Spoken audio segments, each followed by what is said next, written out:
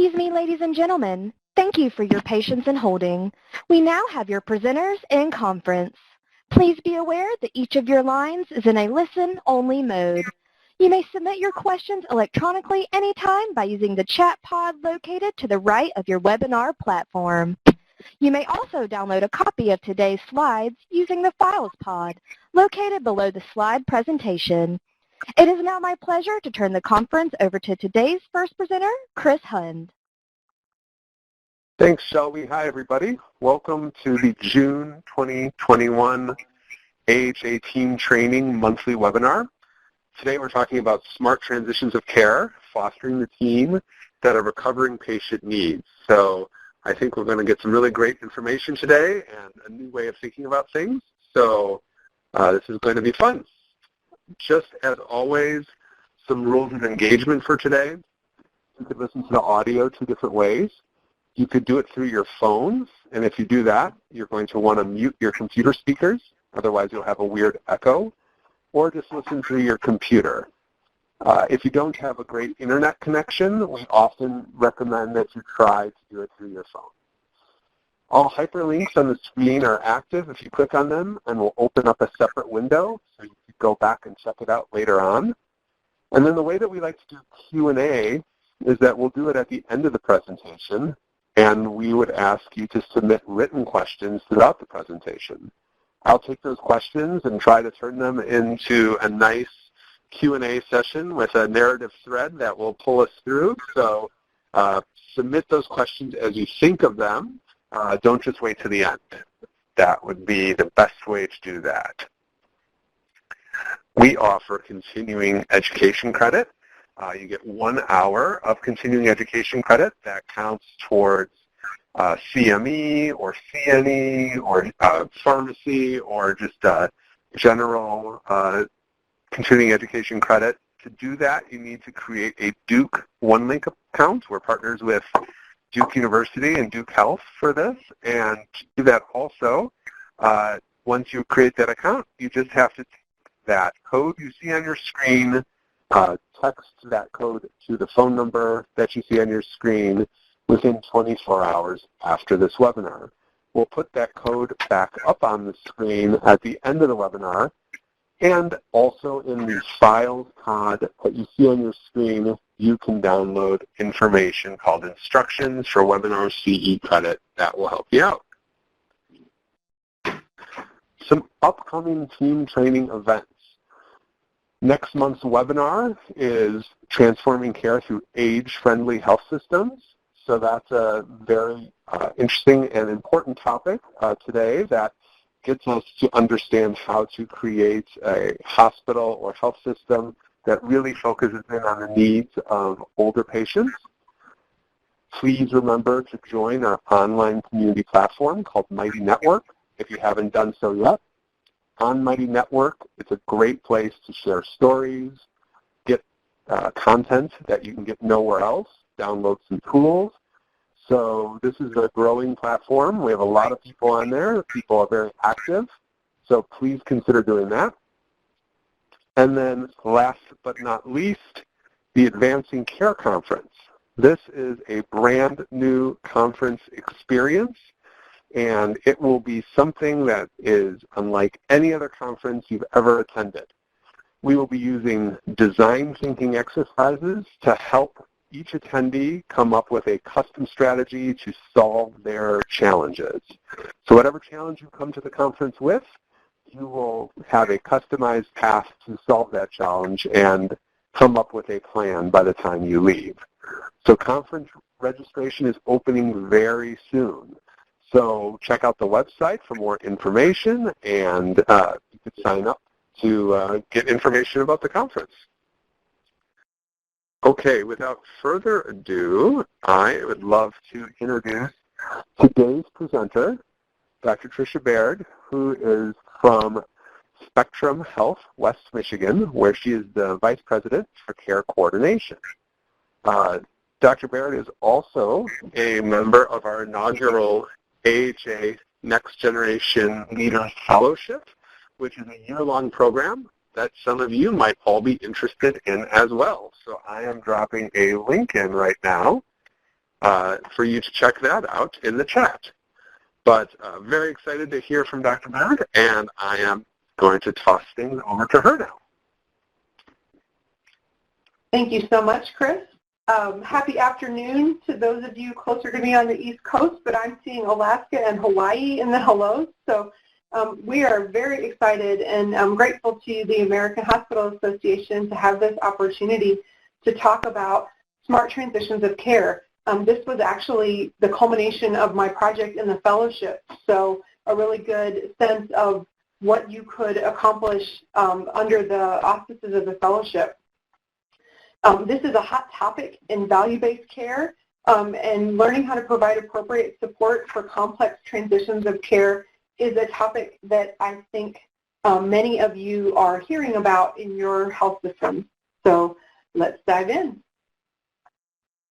Today, we hope to help you understand the recovery behaviors that patients need to complete as they're in that transition from inpatient care to their best baseline health. We want to talk about whole person needs, the clinical needs that you know, plus the behavioral health and the social health needs that, that often enter that clinical planning. We took this concept from a paper concept into a full program launch, and talking about defining the needs of the team structure and evolving understanding of what that team needs to look like to support our patient needs. The fourth objective is to talk about what is different about the way we function in fee-for-service versus value-based care. All of that work involves really solid clinical expertise, but there are some crucial pivots that make these transitions more important, even more important in a value-based environment. And lastly, there are some unique challenges for patients who do not have a primary care home or a designated primary medical home of any kind, and how do we support those folks who don't have a primary team but still need support as they move through their recovery journey. First, a little bit about our context. Spectrum Health West Michigan is growing our footprint over the west coast of the Lower Peninsula of Michigan. Our mission to improve health, inspire hope, and save lives is carried out by over 31,000 team members and 4,700 physicians and APPs, serving 1 million members in our own health plan, and obviously serving other payers and coverage segments. We have pivoted very quickly in the pandemic to serve 219,000 virtual and video visits over the last year, and increased our outbound care delivery to include over 500,000 home health visits. There are around 70,000 inpatient hospital discharges in a year as we move through the 14 hospital sites and 16 counties of our coverage area. So that's what we're here to talk about today. How do we help support all of those many transitions? A little bit about my team. We have 4 core segments. We have a project team and utilization management. I know for many of you, your nurse care managers may do that prior authorization together in one body of work. Our system and team is so large that we actually have a dedicated set of UM nurses who are doing those prior auth work so that our floor nurse care managers are focused on the clinical work. We have some project folks as well that help with our workflows. And then the second segment, the inpatient care management. In fee-for-service, this is very traditional discharge planning. But as we move more into value-based care, we're focused on also on safe throughput and safe reduction of length of stay, as well as working on placement straight from the ED into a healing setting. The third box you see is the new team that we'll talk a lot about today. We have designated or isolated 23 of our care management team into a particular focus on transitions of care. And we'll talk all today about how we built that and identified those skill sets and clinical expertise. And then lastly, on the box to the right, Michigan has been a long-time participant in the MAPCP program and then moved into the CPC Plus program. So many of you are familiar with comprehensive primary care and CPC Plus. That work over the last decade has given us the opportunity to have 163 staff members actually embedded in primary care practices, providing nurse care management and social work integrated behavioral health. And we certainly leverage those folks in this transition work. It is our goal to move patients through the continuum and into those primary care offices, but you'll also hear me talking about the patients who don't have a bonded relationship or a connection with those medical home spaces. We still aim to provide transition support regardless of that relationship or lack thereof. All right, our journey to value-based care has led us over the last 2 years to very rapidly accumulate 246,000 lives under risk contract management. These represent our own internal payer, which is Priority Health, an ACO arrangement, and some Blue Cross arrangements.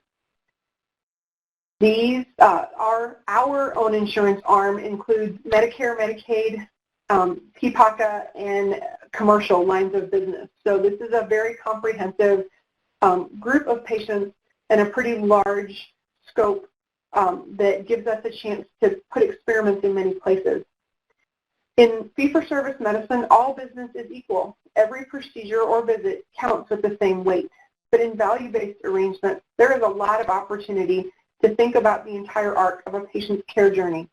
And if we understand who has more challenges to overcome, we have the opportunity to provide more support for a different level of connection for those patients who are facing more challenge.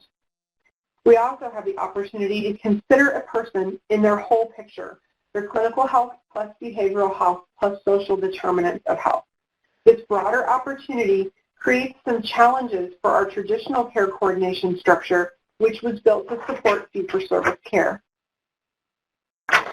Because of those recognized challenges, our team was challenged 2 years ago to take on what is here labeled care management reengineering. So the reengineering is very much focused on pivoting that small segment of behaviors that served us in fee-for-service that does not carry well into value-based care.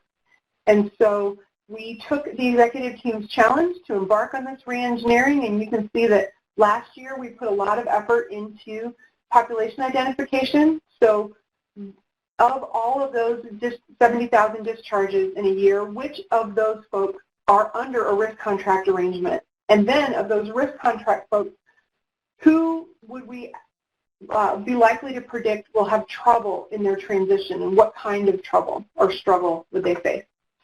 Also, you're hearing me refer to the fact that we isolated a few dozen of our team to specifically focus on transitions of care. We found that transitions of care was everybody's job, so sometimes it honestly ended up being nobody's job. If the day was too full of tasks, transition tasks often fell to the end of the day. But knowing how critical they were, we wanted to dedicate a team of expertise and time commitment to really double down on our commitment to do that work. You can see this year we are focused on 3 extensions of that work. Now that we have identified those patients and we have a team focus, we are working at seamless transitions from surgery, bundled payment arrangements, complex inpatient care, or the beginning of a diagnosis that moves into a treatment plan that is still being crafted throughout the post-discharge environment. Number 2, sharing information, and sharing information both confidentially and asynchronously with all the teams that need to participate in the patient journey. We'll talk a little more about how the HIPAA challenges of sharing that information with non-healthcare entities is being addressed. And then lastly, engagement and intervention, working to solve problems that matter to the patient in a time frame that matters to the patient. In value-based care, the patient has to choose to partner with us.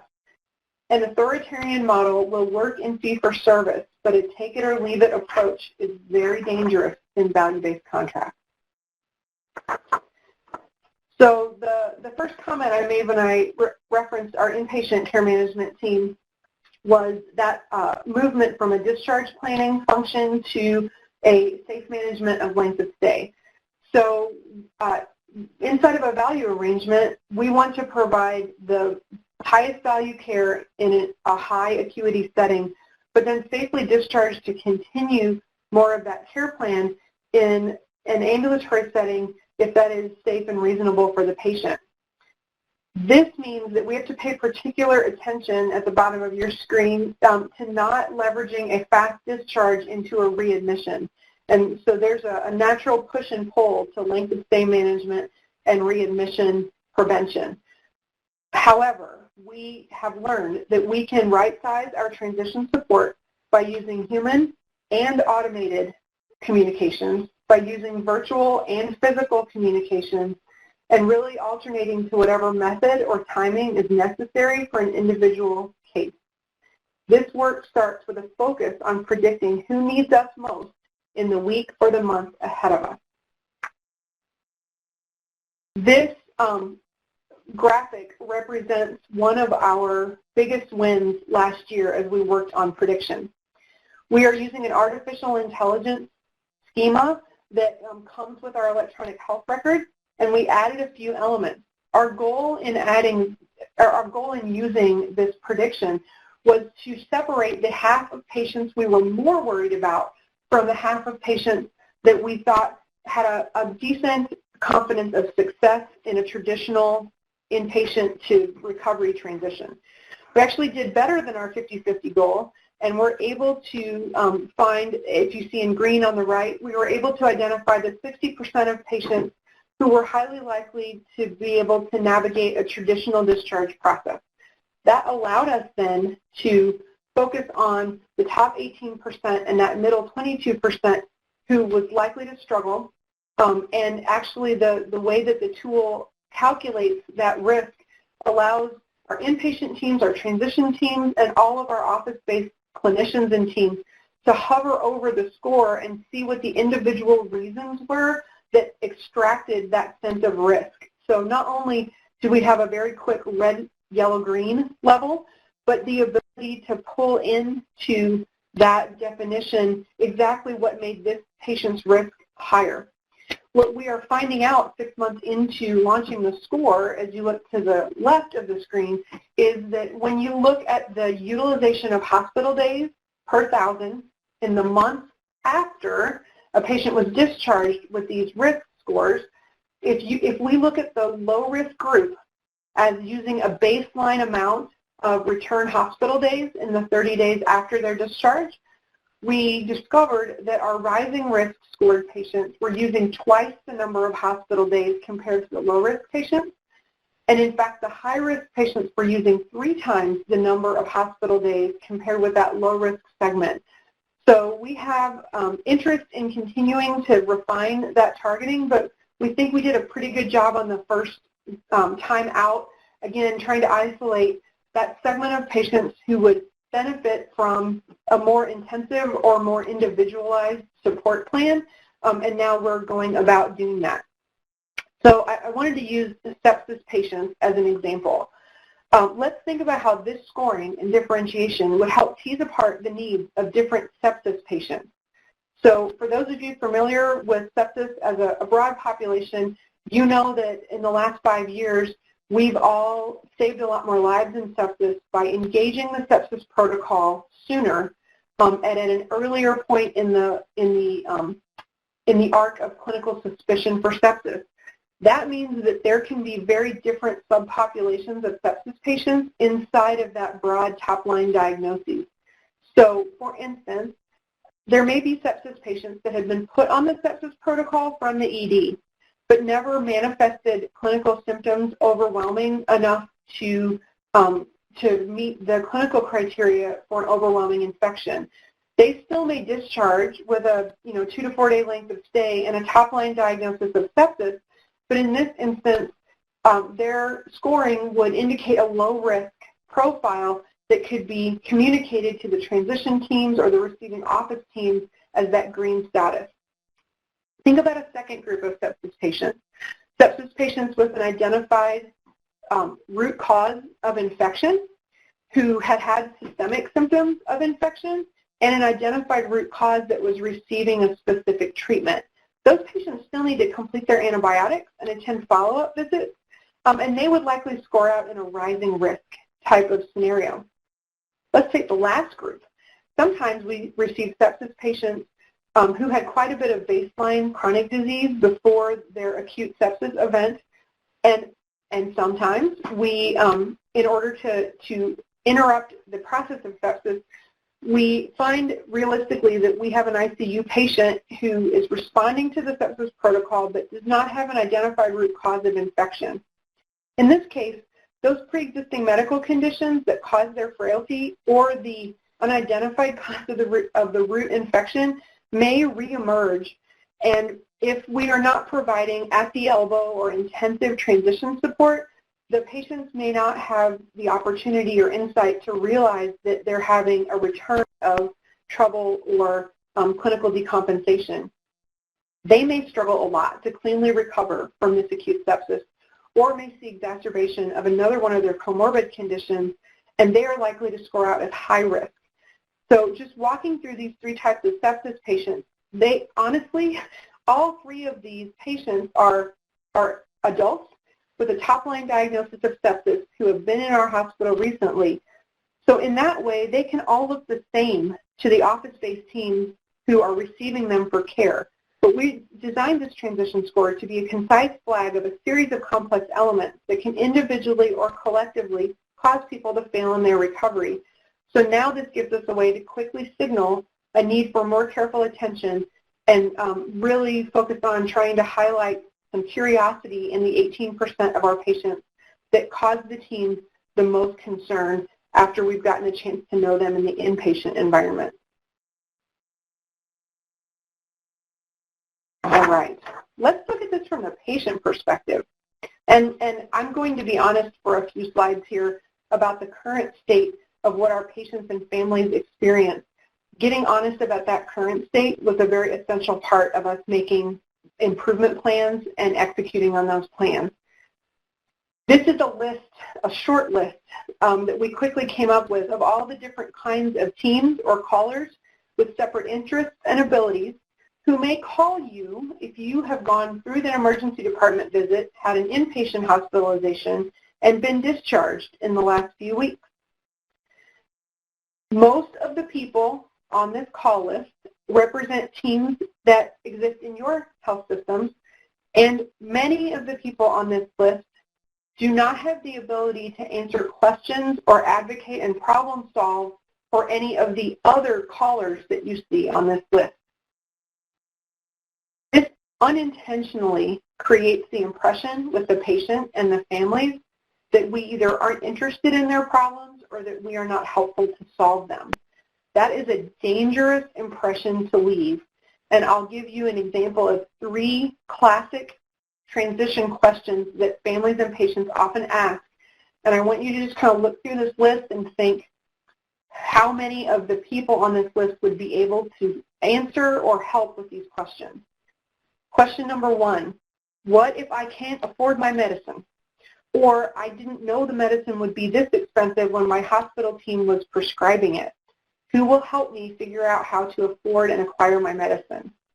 Think about the call list that you're looking at and how many of those follow-up callers would be willing or able to help solve that problem. Question number 2, what if I feel worse or I'm having new clinical symptoms?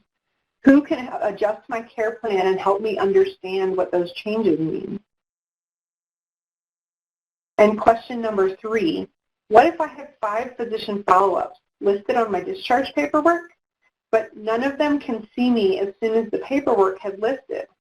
And which of these visits is most important that I insist be moved to the right time frame? These are very realistic and valid questions that we hear from our rising and high-risk patients in transition. And so we want to set up a way to demonstrate our interest and ability in helping them solve these problems. So let's be even more honest about the current state. Not all patients have a primary care physician. And I'll be very frank, some patients appropriately need to use a specialty office as their primary home. Think about someone with a newly diagnosed cancer. They really should home to their oncology office for several months. Think about folks with advanced heart failure or other advanced singular disease processes. They're often well served in those specialty spaces, and we want to support them in the places they're most appropriate to receive care. We also discovered that only 1/3 of our system's inpatient discharges have a working primary care relationship with our own medical group, although, to be honest, 2 years ago, most of our follow-up protocols started with the first step of follow up with your medical group primary care doctor. So another 1/3 of our patients see a primary care physician who's an independent, and another 1/3 were coming into the hospital and going out to a specialty team. So we realized quickly that we needed to create a more realistic series of paths that represented the reality of a lot of our patients. Lastly, social determinants of health and whole person coordination. Our early builds helped us bring our own community outreach team into harmony with our electronic records, and the ongoing program needs, bridging the divides between our employed physicians and our very desired independent partners was the second stage of the build. We are now working our way through the third stage, which involves making scalable communication platforms to reach our community-based organizations. And as many of you may know, those community-based organizations are not protected healthcare entities, so they don't deal with PHI in the way that we do. And so there are challenges at each stage of that, and that's really a lot of what my project worked through this year was making reasonable clearance of those barriers. So if we do not align, we end up appearing to be competing for patients' time. And I appreciate Elizabeth's comment that I agree. Our experience is that patients give up on us. They stop answering the calls, and they don't participate in these conversations if they don't find them helpful, which is particularly dangerous when we want to help and we are not able to show up in the ways in which we intend. So with all of these colluding factors, more desire with a risk contract and value-based care to support difficult transitions, more pressure on the different number of teams and silos that are pulling on pieces of the patient, and then additional pressure for safe discharge but earlier discharge with a very complicated follow-up plan. The opportunity to use data and clinical insights to connect these silos gave us the challenge to turn all of these opportunities on their head and actually have all of those pieces and parts work for us and leverage the complexity and the differentiation of our patients instead of for us to be overwhelmed by it. What if patients who had complex transition plans could be found at the beginning of those journeys, and we could connect them with a care manager at their elbow to answer these questions as they arise? Would these patients be more likely to share their rising concerns and their new issues if they were connected to one point of contact that could handle whatever issues arise? That brings to mind the team steps concept of situation monitoring. In this case, we need to include the patient in the monitoring team and make sure the communication path is clear, the reasons for a concern are understood, and a patient trusts that connecting with us will improve their problem. So let's set our aspirations even higher. What if the different clinical teams involved in the care of this patient could all see the transition plan as it was unfolding? What if all of the teams that a patient encounters were reinforcing the same 3 important next steps for you to feel better? We got a lot of engagement and excitement from our medical group partners, our aligned independent physicians, and our community organizations, and when we started talking about a shared most important action list. Let's think about 3 examples. First, often patients leave the hospital with open to-dos from discharge planning. Durable power of attorneys and guardianships often have a sense of urgency for completion during a hospital stay, but other conversations that often start in an acute setting need to move toward conclusion in an office-based environment. We can use our transition communication to signal follow-ups and open loops from discharge planners to the office-based team. And when these transition documents provide a useful update to outpatient staff, the outpatient teams also start providing useful updates and inputs back to the inpatient teams who may see returning or readmitting patients in the hospital or in the ER. This communication document becomes a self-reinforcing, informative list that everyone draws from and puts into. Think about other elements that would help sections of your team wrap around families. For instance, which adult child does the patient look to for guidance? Who does the patient trust most? It may even be a friend or a distant family member, but we should acknowledge and record the reality of the patient as they move through the work. The second example brings in a lot, or the first example brought in a lot of complexity and interpersonal dynamics. Let's look at clinical complexity that bleeds over into the transition plan. When I think about enhanced recovery after surgery, which involves quite a bit of preoperative work, but also post-op planning and transition events, the transition support document is also built to communicate that plan to all the different offices and stakeholders, as well as provide a place to adjust the plan as the patient's condition changes. Thirdly, caring for patients who are being physically and verbally abused by caregivers is a touchy topic. Patients are often hesitant to speak about it, and even often more hesitant to leave those environments unless they feel a trust in the folks they're sharing with, and also a physical safety in the immediate transition plan. So step 1 for us is to convey that trust and our ability to be responsive and be on the same page for these very vulnerable situations. These are all starting points, but they lead to the next steps that we all desire. So let's talk about broadly, what are our goals for transition support? Our goals for transition support are to be timely. I've said a few times, I can't say it enough. We need to be able to identify patients who need our help while the patients are still trying to craft solutions. A lot of the fee-for-service and final paid claims targeting lists that we have all gotten used to tell us a patient's problems 2 or 3 months after that problem has appeared. If you had difficulty with transportation or food or shelter, I don't know that you would wait 75 days to solve your problem. And patients often express quite a bit of frustration when we show up at that kind of time lag. So we had to put a lot of effort into getting into a timely identification method.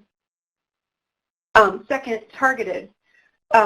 Let's reach out to patients who need us and for whom their problem matches the solution that we are trying to advance. For high-risk patients, that is often something like an actual person, an actual nurse, social worker, or sometimes community health worker, because it's a complicated problem at a high-risk level. And we really want that one point of contact whose attitude is, I don't know either. Let's go find out together. For the rising risk patients, it's often an outreach to cue their next behaviors or an ability to escalate and request an outreach from one of our team members, as well as reminders of their upcoming actions and what red flags look like in their clinical condition. But they have either a little more insight or a little more energy and ability to advocate. And for our low-risk patients, that may look like text, self-service of patient education, and just an offer to escalate, understanding that they have a pretty good insight, pretty good energy to advocate for themselves, and that we want to respect their autonomy in their own health. Lastly, actionable. We really want to connect that the conversations, the solutions we're offering match with the problems that they're having. We want to prove ourselves to be very directly meaningful partners in their recovery. As you can imagine, combining these goals with whole person care meant that we needed to craft a team that had several skill sets. The nurse care managers continued to negotiate clinical plans and goals of care, and we had a very robust team of social workers in our office-based environment, which were critical to being woven in to this integrated behavioral health element. We also pull on our social workers to do emergency response and follow-up for self-harm visits to the emergency department.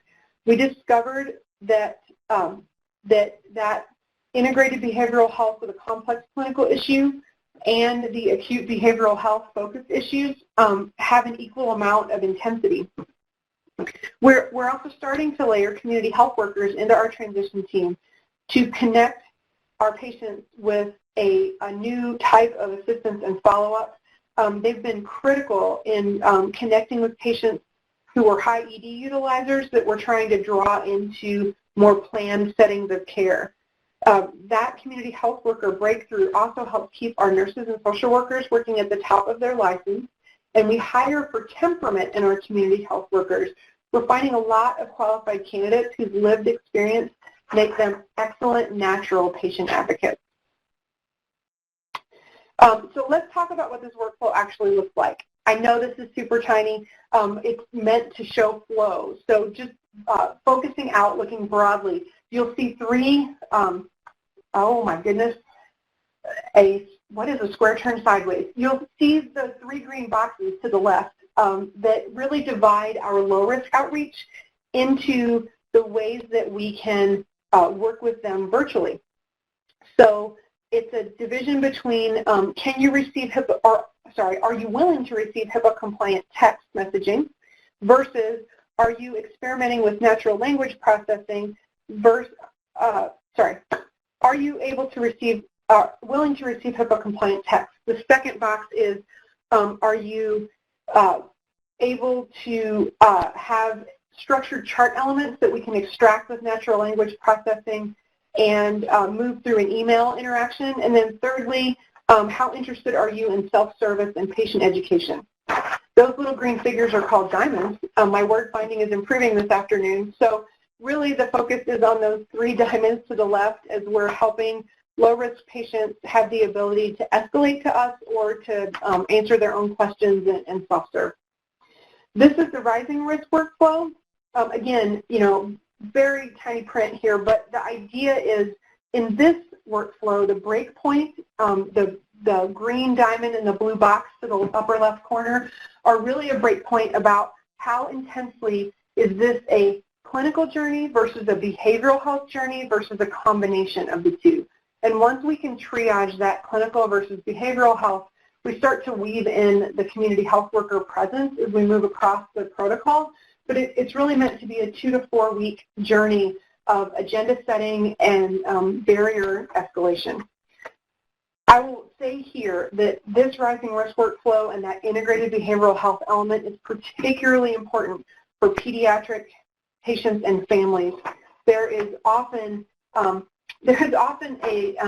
assumed normality to having children that are ill, but when we transition ill children out of a healthcare environment and back into their community environment, ill children have so many implied social and behavioral challenges compared with their age mates that we over-invest in exploring the stress and anxiety for the patient and the family in those interactions, and that exploration has really proven to be a great benefit. Lastly, the high-risk workflow, obviously more intense here, lots and lots of boxes, but you're seeing here actually two very intense touches. The first two gray boxes of actions to the left are both in the first week. We had to break them up because all of those interactions were necessary in the first week, but they were so overwhelming. We really focused on what had to happen in the first half of the first week and what we could save to the second half of the first week. And then you see us moving through the second and third week, continuing to try and cross off those successful transition behaviors. These follow-ups are so challenging for patients who have no insurance or have a very restricted network of providers. So solving those coverage problems also starts to seriously weave the social health agenda into the clinical agenda, and they become interchangeable. Also, partnerships with community-based organizations can be so helpful in these points to get patients access to the food, transportation, shelter, safety, and coverage that they need. The high-risk workflow has many layers of connection with clinical and behavioral and social health elements wound interchangeably. It is often these missing connections and the failure to check back that lead to gaps in care and unsuccessful transition. We check in a lot in the first month. These are the scheduled check-ins, but we certainly can make notes and follow-ups for any case, and our team is encouraged to do what they need to do to take care of the patient in front of them. A quick word on social determinants, and I'm watching the time here. I will briefly spin through this slide. Many of you have seen versions of this slide, and we never forget that our #1 job in the community is to take care of that purple gear in the bottom right. We are the healthcare providers, and it's our job to make clinical care work. But we are also aware that we can be an essential bridge for patients who are experiencing the health behaviors in the gold or the social and economic factors in the navy. We are also starting to enter some of those physical environment conversations in the teal, and it is our serious job to to bridge with those other partners. But I have learned so much from my community-based organization leaders. They are excited about the partnership, and we are as well, and I look forward to a lot more growth in that conversation. Speaking of that, while we do bridge a lot of things, we have learned that these 6 elements are very common extensions of what we have often done in discharge planning, and we continue to take a great responsibility for these types of solutions within our own care management team, either the transition team or the ambulatory team. So we still work on arranging community rides or providing gas cards to get to needed treatment, affordability of insurance and coverage, and often providing a bridging week or so of therapy until we can get prior auth complete, connections for food insecurity, and some investment from our foundation into some of those local food pantries who can sometimes be overwhelmed by the number of patients that we can refer to them, and connecting with utility assistance, stable housing, and more disease monitoring equipment so that we can have early signals of when to reach out. I will also mention another key partner. Many of you have connected with, there are several vendors, Healthify, Unite Us, and Signify come to mind that actually help technologically broker this PHI sharing with non-covered entities like community-based organizations. So this is just a call out to say everybody that I know who is working on this in the U.S.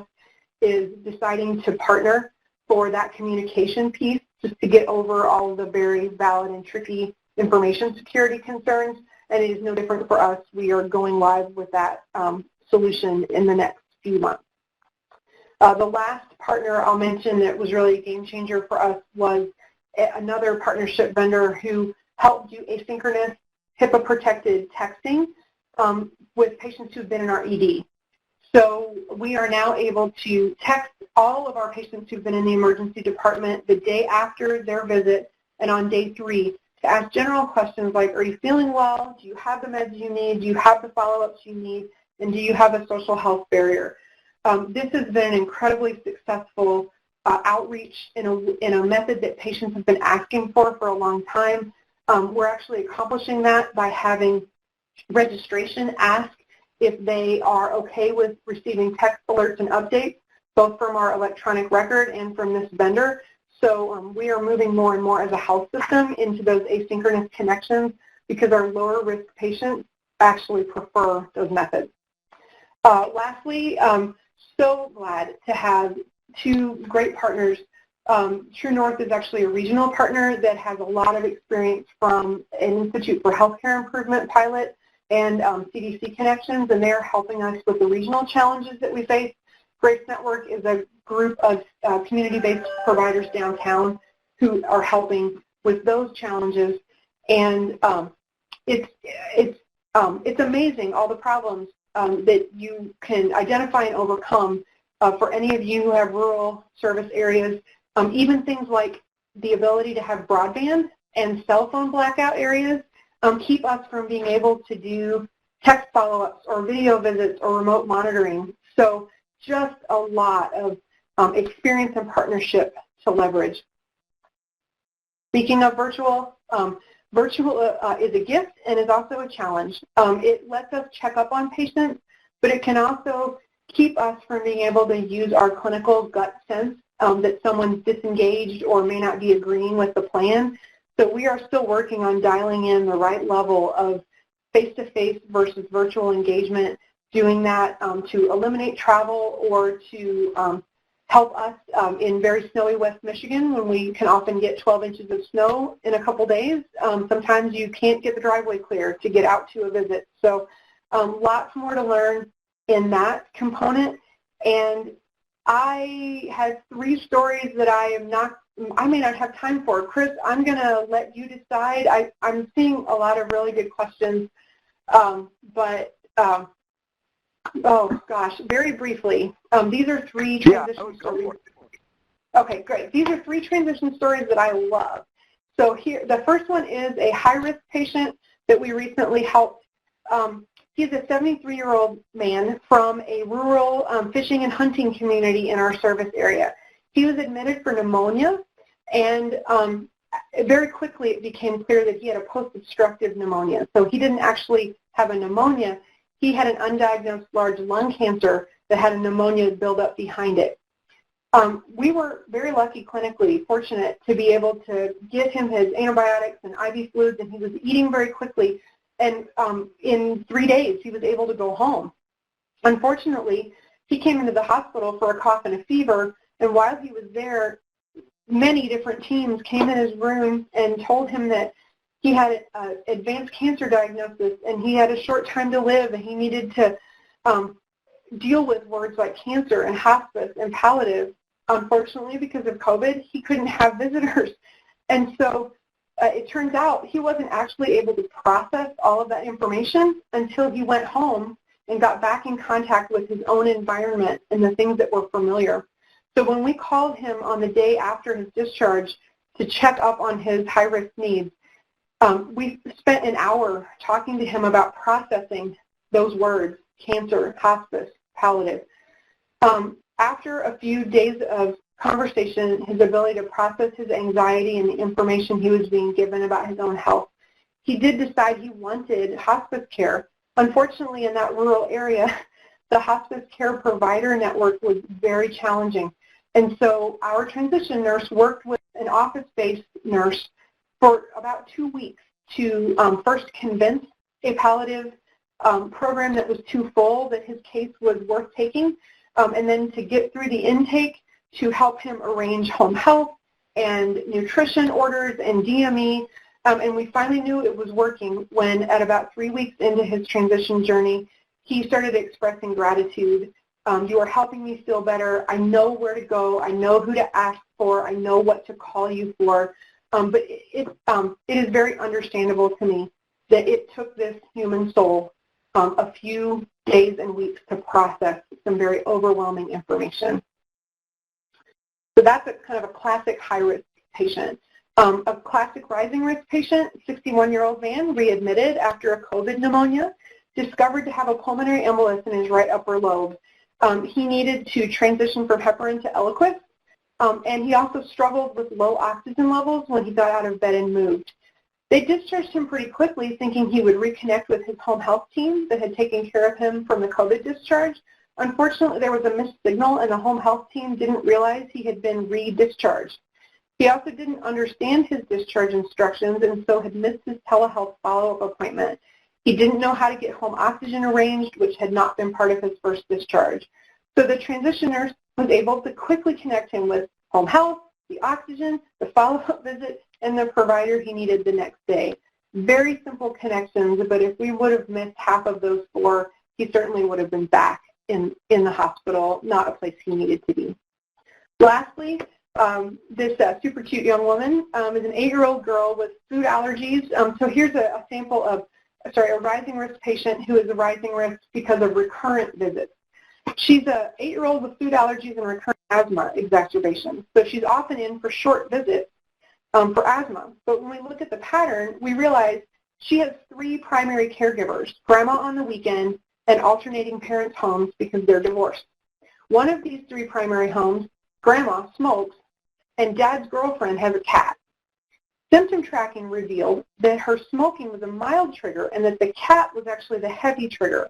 We also identified an opportunity to place controller inhalers in all 3 of her home locations and to start to empower this 8-year-old on a symptom and breathing and rescue inhaler recognition and use so that she could really drive her own care as she was getting old enough to be her own healthcare advocate. So these are 3 examples of the kinds of things we pick up when we have a chance to focus more fully on a smaller segment of patients that have more complicated needs. And I sure hope that we've made connections for you today on these objectives. Again, I want to thank the AHA for hosting us and Chris for facilitating. I'd be happy to take questions. Oh, thank you so much. That was really wonderful. And I'm glad you did those stories at the end because I think that that's really important to get to those stories. I do have some questions that have been coming in that I think are great. So let's talk first about patients and how, patients are obviously a very important part of the team here, as they always are. But how do you first off communicate to patients about the difference of this value-based care model? And, is there a worry, especially at some more traditional, maybe older patients might, struggle to see the value of the model and want to have that, more relational one-on-one type thing? Yeah, that's fair. I will tell you honestly, if it comes up, we probably talk about how value-based care increases the clinical safety and our focus on those connections, and also hopefully decreases their insurance premium or the total cost that they pay out of pocket to access their care. That's actually the ultimate goal of value-based contracting. But I would tell you that in 90% of the time, it never comes up. We go to the bedside or go to the office room and offer what we think it would be helpful for the problem they're facing. We offer to engage with that solution in the moment or give them a chance to think and follow up. And we also always remember that that interaction we're having today for them is informed by sometimes decades of interactions with people who wore healthcare badges that weren't always the one that they're having right now. So we are always having this conversation with a mind to getting a warmer reception the next time we reach out. So this is not a take this now or I'm taking this away from you. This is a, hey, just thought this might be helpful, wanted to offer it to you. You're the boss of you, wanted to give you time to think about it. But honestly, when you think about people who have unexpected acute health issues, it's typically a pretty short bridge to trust if we're offering something meaningful and helpful. Yep, that makes sense.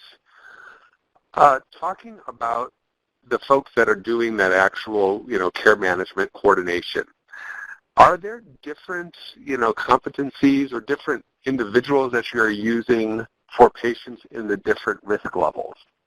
Does it seem like there were different potential folks that could be working across the different risk levels? Yeah, yes, absolutely. And again, it's a little bit of a combination. I'll go back to the rising risk idea, a little bit of an idea of do we have a rising risk patient who was in the ED for a first suicidal ideation? That's going to be a behavioral health lead. Is it someone who's got diabetes, hypertension, and depression? That's going to be a combination clinical behavioral. And then is it someone who has diabetes, but now, oh, this is a good one. Someone who has diabetes but asthma exacerbations, and all the steroids we're giving them for asthma make their sugars high, which makes their breathing worse, with back and forth. That's a back and forth, but it's still very clinical. So, so we kind of try and get an idea in our minds of which team member is right from our standpoint. But I'll tell you, the bottom line is always the patient. If the patient bonds with someone on our team and they are signaling, you know, well, what does Jenny think about this, or what did Tom say about that? We go with where the patient has trust and bonding. There's a ton of literature about young military vets who are being sent out to partner with some of our greatest generations because that war bond is very powerful to get engagement. So we follow the interest of the patient. That's awesome. You know, in talking about those community health workers that you were talking about and bringing those folks in, what kind of training are they getting, or would you recommend? Yeah, there are several schemas to train community health workers. I can't say enough. When you hire for temperament and or lived experience, the training gap is pretty easy to close.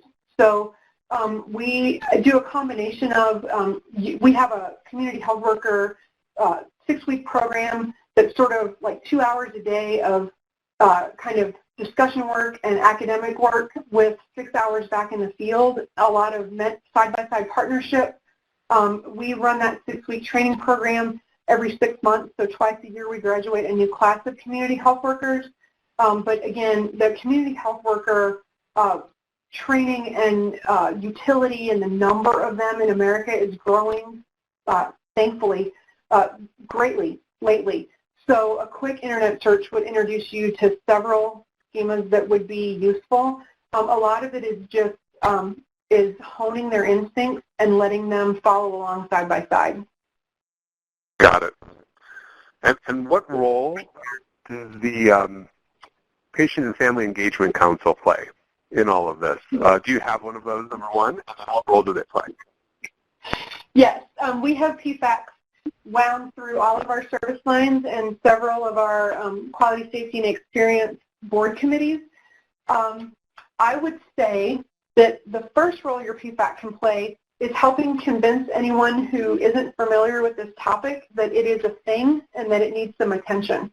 If anyone who is a powerful decision maker at your health system expresses doubt about the need for supported transitions, I would have your PFAC speak into that.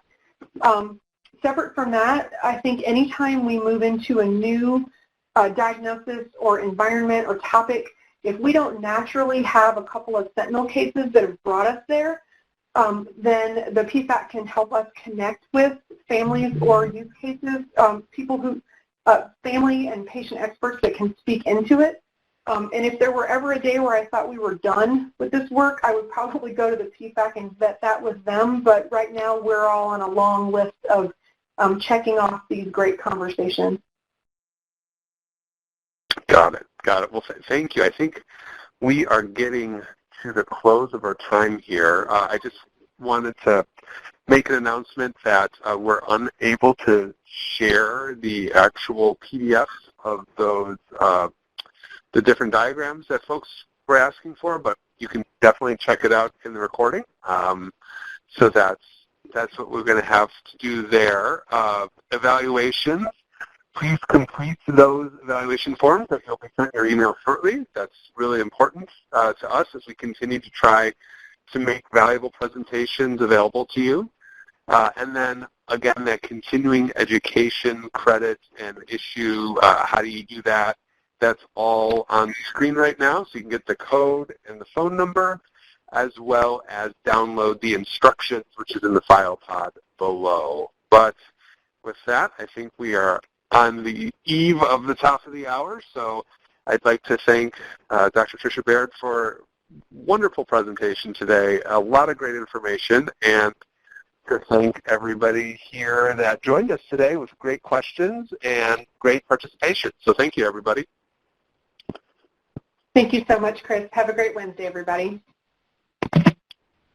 Thank you, ladies and gentlemen. This concludes today's call. You may now disconnect.